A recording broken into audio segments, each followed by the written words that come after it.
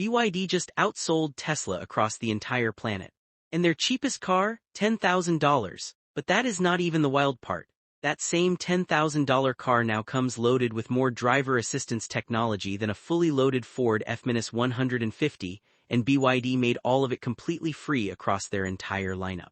Every single model, every single trim level, zero upcharge, no catch. A company most Americans have genuinely never heard of is already forcing down the price of the car you are about to buy.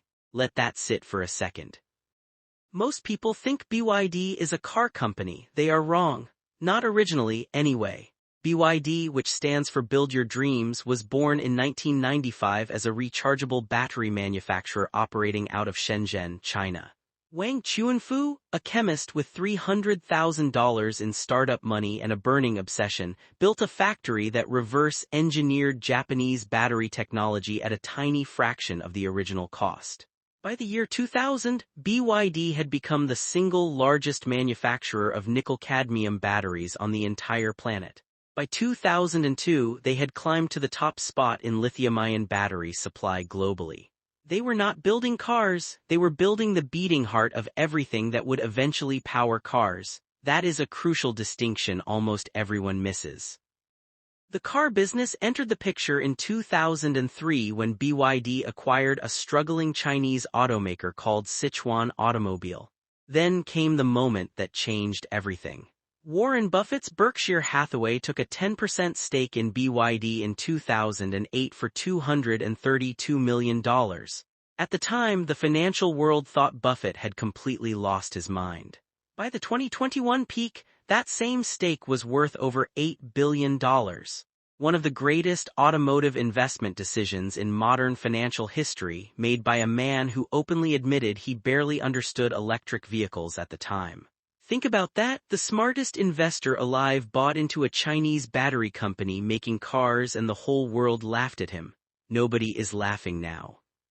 Now here is what makes BYD genuinely different from every other EV company scrapping for position right now. They make absolutely everything themselves. The battery, the motor, the chip, the glass, the steel, the seat foam. Their vertical integration is so complete, so deep, so deliberately built over decades, that when the global supply chain completely collapsed during COVID, BYD barely even flinched. Meanwhile, every other automaker on the planet was shutting down assembly lines because they could not get their hands on semiconductors. Think about what that actually means in the real world. When Ford desperately needed chips in 2021, they were calling suppliers in Taiwan and getting told to wait 6 months. 6 months of empty parking lots filled with half-finished trucks sitting under tarps going nowhere. When BYD needed chips, they picked up the phone and called their own subsidiary down the road. That is not a minor operational advantage. That is a structural moat that takes a full decade to build and another decade to close. And most American automakers are only just now beginning to try. And that vertical integration runs straight through their most powerful secret weapon, the Blade battery. BYD developed it entirely in-house, launched it in 2020, and it changed the entire conversation around EV safety overnight. Traditional lithium-ion battery packs use cylindrical or prismatic cells stacked inside a module, inside a pack, layer upon layer upon layer. The Blade battery skips the module entirely. The cells stack directly into the pack like blades sitting inside a box. That sounds almost too simple until you realize it increases space efficiency by 50%, dramatically drops manufacturing complexity, and passes the nail penetration test, the most brutal and feared battery safety benchmark in the entire industry, without catching fire. Tesla's early cells failed that test. The Blade passed it without breaking a sweat. That battery now powers everything from the $10,000 Seagull all the way up to BYD's ultra-luxury Yangwang brand on one unified platform. Massive scale, relentless cost advantage, and a safety record that competitors are still desperately trying to match. BYD did not license it out to protect their market position. They kept it completely proprietary. Which is exactly why competitors are still sitting in their labs trying to reverse engineer what BYD quietly figured out back in 2018. There is one more piece of this origin story that constantly gets skipped over in Western media coverage, and it genuinely matters. China's government formally designated electric vehicles a strategic national industry back in 2009. That decision unlocked subsidies, preferential loans, serious tax breaks, and guaranteed domestic market access for companies like BYD. Critics in Washington point to this and say BYD's costs are artificially low because of state support. That is partially true, but it is equally true that BYD has now been consistently profitable without heavy subsidies for several consecutive years. Their manufacturing efficiency is genuinely world-class by any independent measurement. And the Blade battery is a real, documented technological achievement, not a government-funded illusion dressed up as innovation. Both things can be true at the same time. The subsidies helped BYD survive its difficult early years. The engineering is what made BYD actually worth surviving. Now, if you are finding this valuable and you want to stay ahead of the biggest stories happening in the car industry right now, hit that subscribe button and turn on notifications for Beyond Human. We cover the stories that actually matter, the ones that will affect what you drive, what you pay, and what the future of transportation actually looks like. Now back to the numbers, because the numbers are where this story gets truly jaw-dropping. Before we put real figures on the table, understand that the scale of what BYD is doing right now does not fully land until you see the actual data laid out in front of you. In 2024, BYD sold 1.76 million pure electric vehicles and 3.4 million total vehicles including plug-in hybrids. That 3.4 million total is up 41% from 2023. Total revenue hit $107 billion, a 29% year-over-year jump. Net profit came in at $5.6 billion. These are not scrappy startup numbers. This is a mature, disciplined industrial powerhouse that is still accelerating at full speed. For comparison, Ford's total global revenue in 2024 was around $185 billion. But their EV division alone lost $5 billion. General Motors made money overall, but analysts estimate they still burned roughly $2.5 billion on EV operations when you count factory retooling costs and write-downs. BYD made $5.6 billion in net profit while growing 41% in the same year. Those two trajectories are pointed in completely opposite directions, and the gap between them is widening, not narrowing. Not slowly closing, widening. And BYD is absolutely not slowing down. In January 2025, BYD launched the Han L and Tang L, two stunning flagship models, and simultaneously announced that their God's Eye driver assistance system would be standard on every single vehicle they sell at every price point with zero upcharge. That announcement hit the global auto industry like a slap across the face. God's Eye is BYD's advanced driver assistance package. Full-speed range adaptive cruise control, lane centering, automated parking, highway assist, the works. The exact features that other brands charge between $3,000 and $15,000 for as optional extras. BYD just made them free, standard equipment, on a $10,000 car. Elon Musk's response on X was essentially one word: impressive. That is how you know something genuinely serious just happened. When the CEO of Tesla publicly compliments a direct competitor's technology announcement, every single person in the industry stops and pays very close attention. In the first quarter of 2025, BYD sold 416,000 fully electric vehicles. That is a 59% year-over-year increase. For context, the entire United States EV market sold approximately 350,000 units during that same quarter. BYD alone outsold the entire American electric vehicle market in just 3 months. Let that actually sink in for a moment. One company, one quarter, more electric vehicles than every Tesla, every Ford Lightning, every Chevy Silverado EV, every Rivian, every Lucid, every Hyundai, and every Kia sold anywhere in America combined. That is not a rounding error, that is a completely different scale of operation. The Super E-platform announcement in March 2025 pushed things even further into uncomfortable territory for Western automakers. BYD unveiled charging technology capable of adding 400 kilometers of range, roughly 250 miles, in just 5 minutes. 5 minutes, that is not a typo and it is not a controlled laboratory scenario cooked up for a press release. The Han L achieved 0 to 60 miles per hour in 2.9 seconds on this platform. The system runs at 1,000 volts and 1,000 amps, numbers that current American charging infrastructure is not even remotely close to supporting. BYD announced it will have 4,000 of these ultra-fast charging stations across China by the end of 2025. 4,000 dedicated chargers in one country for one brand's fastest charging tier. The entire United States has roughly 6,500 Tesla supercharger stalls total across the whole country. The scale comparison is genuinely uncomfortable to sit with. Meanwhile, the Ford Lightning is still struggling with range anxiety in cold weather conditions. The Chevy Blazer EV had a software recall before a single owner had driven one through a single winter. And the Rivian R1T, a truck that is genuinely impressive and well-engineered, costs $70,000 and charges at a small fraction of what BYD's new platform can deliver. None of those engineers are lazy or unskilled.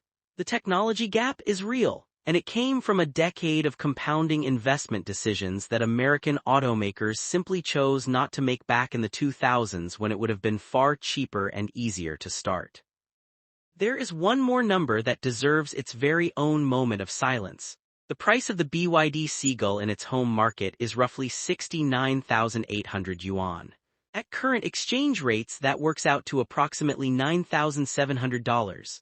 It has a 300-kilometer range, a proper touchscreen infotainment system, rear parking sensors, and it looks like a real modern car, not a glorified golf cart with ambitions above its station.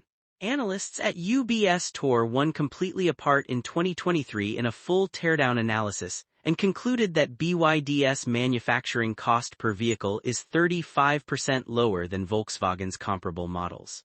35% cheaper on a car that already sells for $10,000. The math for Western automakers does not work, and the people running those companies know it. They know it and they are losing sleep over it. Now here is where it gets genuinely complicated for American car buyers and where this story becomes truly geopolitical. BYD is not yet selling passenger cars in the United States. That matters enormously because the cars you cannot buy here are beating everything you can buy anywhere else on the planet. And BYD is coming. The only real question is what form that arrival takes and exactly when the clock runs out on the current trade barriers. They already sell in over 70 countries around the world. In Europe, BYD sold 120,000 vehicles in 2024. Small numbers relative to the overall European market, but growing at a rate that is forcing European automakers into genuinely panicked emergency boardroom meetings. Volkswagen, the largest automaker in all of Europe, announced factory closures in Germany in 2024 for the first time in the entire company's history. Partly cyclical slowdown, partly BYD pressure. The European Union responded by slapping additional tariffs of up to 35% on Chinese electric vehicles in late 2024. BYD's response to those tariffs? They started constructing a brand new factory in Hungary to manufacture locally and sidestep the tariffs entirely. That is not the behavior of a company that is backing down or feeling intimidated. That is the behavior of a company that is playing a much longer and more patient game than its competitors are even capable of imagining right now. In Australia, the BYD Atto 3 became one of the fastest-selling electric vehicles in the country's recorded history. In Southeast Asia, BYD is the dominant force across Thailand, Indonesia, and Vietnam with market share that local brands cannot touch. In Brazil, they are actively building a new factory on the exact site of a former Ford manufacturing plant. The symbolism there is not subtle and nobody intended it to be. In Mexico, and this is the part that Detroit watches with pure nervous energy, BYD is constructing an assembly plant that raises the very real possibility of eventually sidestepping American import tariffs through regional manufacturing and potentially qualifying under USMCA trade rules. The Biden administration put 100% tariffs on Chinese electric vehicles in 2024. The Trump administration expanded and aggressively reinforced those tariffs throughout 2025. So BYD cannot directly import and price compete in the American market at current tariff levels. But the Mexico plant complicates that picture in ways that keep trade lawyers very busy and Detroit executives very quiet at dinner parties. The competitive pressure is already being felt across America even without a single BYD sitting on an American dealer lot. If you bought a Hyundai Ioniq 6 recently, you partially benefited from the pressure BYD put on Hyundai to sharpen their pricing and improve their charging speeds. If you bought a GM electric vehicle, you bought a product from a company that knows BYD is sitting just offshore waiting for the regulatory window to crack open or the trade environment to shift in their favor. The competitive pressure is completely real even without BYD selling a single car in your zip code. And BYD's partnership strategy is far more deeply embedded in the global auto industry than most American consumers realize or would feel comfortable knowing. They have active joint ventures with Toyota, yes, that Toyota, producing electric vehicles in China under the BYD Toyota brand name. They work with Stellantis on EV platforms. They supply batteries directly to Toyota, Ford, and several other major automakers. The company Americans are currently blocked from buying cars from is already living inside the supply chains of the cars Americans drive to work every single day. The separation between BYD and the American car industry is already far blurrier than the tariff wall makes it appear from the outside. BYD also launched its own premium adventure brand in 2024 called Fang Cheng Bao, translated roughly as leopard, targeting serious off-road and outdoor adventure buyers. Think Jeep Wrangler territory but with a full electric powertrain and a price point that would make Stellantis executives genuinely lose sleep at night. It sold out its entire initial production run in China within weeks of launch. And then there is the BYD Shark, a plug-in hybrid pickup truck that launched in Mexico and parts of Latin America in 2024 and immediately became the best-selling pickup truck in Mexico by a wide and growing margin. The truck segment is not permanently insulated from BYD's reach. It is just not the immediate front line of this particular battle. If you are a car enthusiast, and most of you watching Beyond Human are, the most technically mind-bending BYD story is not the Seagull. It is the Yangwang brand. The Unani supercar is an 1100 horsepower 4-motor electric vehicle with individual wheel torque control so precise and so advanced that the car can literally hop completely off the ground on command through a feature BYD calls Disuse X. They demonstrated it live on stage in front of a packed audience. All 4 wheels leave the ground simultaneously and the car lands perfectly flat.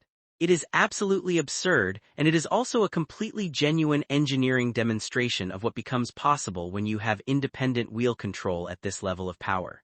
The Yangwang U8 luxury SUV can drive normally on 3 wheels with a fully disabled 4th motor. It can float on water for short distances in an emergency situation. Tested, documented on video, not a marketing render or a carefully edited highlight reel. It can spin 360 degrees on its own axis while completely stationary. These are not compliance cars built to satisfy a government regulator and then forgot. This is a company showing the entire world what becomes possible when you control the complete technology stack, carry a decade of deep battery expertise in your bones, and are genuinely not afraid to do something that makes senior engineers at competing companies openly question how it is even physically possible. Here is the honest answer to the question everyone is really asking. Should American buyers actually worry about BYD? The answer depends entirely on where you sit, and it is more nuanced than the headlines suggest. If you are a current American EV buyer, BYD's competition is already working hard in your favor even if you have never seen one in person. Tesla slashed their prices repeatedly between 2023 and 2025. Not out of generosity or goodwill, out of competitive pressure, and BYD is a massive part of that pressure. The Model 3 that cost $46,000 in 2022 costs $38,990 today. Ford dropped the Mustang Mach-E's price by $8,000 in 2023. GM launched the Equinox EV at $35,000 specifically to hit a price point that Chinese competition was making completely unavoidable. Every single one of those price reductions puts real money back in your pocket. BYD did not need to physically be in the American market to dramatically affect it. If you are sitting on the fence about electric vehicles and waiting for prices to come down further, BYD's global price war is accelerating that timeline faster than any domestic policy or American automaker strategy could manage on its own. The $25,000 mass-market electric vehicle that felt like a distant fantasy in 2022 is a near-term reality in 2026. Partly because BYD proved the unit economics are genuinely achievable and forced every Western automaker to either close the cost gap or concede the entire market.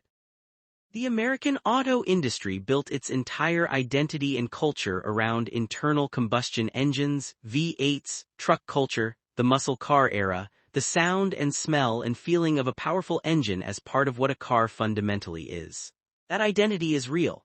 It is deeply embedded in American culture at a level that goes far beyond simple consumer preference, and it is not disappearing quickly. But the industrial infrastructure underneath that identity, the factory floors, the supplier networks, the engineering talent, the 40-year investment in perfecting combustion technology, was entirely calibrated for one specific type of powertrain. Pivoting all of that to battery electric is genuinely difficult, genuinely expensive, and genuinely slow even with unlimited money and unlimited political will behind it. GM spent $35 billion on electric vehicle development through 2025 and still cannot come close to matching BYD's cost structure. Ford's EV division alone bled $5 billion in a single calendar year. BYD did not pivot to electric vehicles, they were literally born in batteries. The electric vehicle era is their native environment, the water they have always swum in, not a difficult adaptation they are scrambling to make while also protecting their existing business. That is a structural advantage measured in decades of compounding expertise, and it does not close just because an American company decides to finally write the check. Boeing spent billions of dollars trying to recapture manufacturing excellence after decades of outsourcing decisions. The knowledge and the culture do not just come flooding back because you wave money at the problem. The tariff wall protecting American automakers is real, and it is buying them genuinely valuable time. Whether American companies use that time to close the technology and cost gap for real, or whether they use it simply to delay the inevitable reckoning, that is the actual question that will determine the next 10 years of American car culture. Because the tariff wall does not last forever, trade relationships shift with political winds, priorities change with administrations, factories get strategically built on the right side of borders by patient companies with long-term plans. What American automakers do with the window they currently have will determine whether the United States auto industry is genuinely competitive in 2035. Or whether it becomes the American television manufacturing industry of the 1980s. Technologically outpaced, protected by tariffs for a few comfortable years, and then simply gone within a decade while consumers quietly moved on. Wang Chuanfu stated publicly in 2024 that BYD's goal is not to become the biggest car company in China. It is to become the biggest car company in the entire world. 5 years ago that statement sounded like ambitious corporate boasting. Today it sounds exactly like a schedule being followed on time. And here is the version of this story that ends well for American car buyers regardless of how the competitive dynamics shake out between companies and between countries. More genuine competition at the technology frontier means faster innovation everywhere across the entire industry. The 5-minute charging capability BYD demonstrated publicly will put enormous pressure on every charging network and every competing automaker to match it or explain clearly why they cannot. The God's Eye standard equipment driver assistance announcement will pressure every competitor to justify out loud why their version costs extra money. The $10,000 Seagull, even if it never sells a single unit on American soil, is permanently setting a price floor expectation inside buyers' minds that American manufacturers will have to seriously reckon with whether they want to or not. Competition, even competition sitting behind a tariff wall on the other side of the Pacific Ocean, makes every product better and every price lower over time. American consumers benefit directly from that dynamic whether they ever personally own a BYD or not. So where do you actually land on all of this? Are you watching BYD's relentless global push and quietly thinking you want one if they ever properly come to America? Or are you firmly in the Buy American camp regardless of what the technology gap looks like on paper? Maybe you are somewhere in the complicated middle, genuinely wanting American companies to win but increasingly frustrated that winning now requires honestly matching what BYD is already doing today. Drop your honest answer in the comments right now because this conversation is one of the most important ones happening in the car world and your perspective genuinely matters to it. If you are new here, Beyond Human is where we cover car culture from every corner of the world without apology. The engineering breakthroughs, the forgotten history, the business decisions that quietly shape what ends up in your driveway 10 years later, and the stories that people who actually care deeply about cars want to fully understand. We do not pick sides between brands or between countries. We follow the story wherever it honestly leads, even when it leads somewhere uncomfortable. Subscribe if that sounds like your kind of channel. New videos dropping every other day. No filler, no fluff, no wasted time. See you on the next one.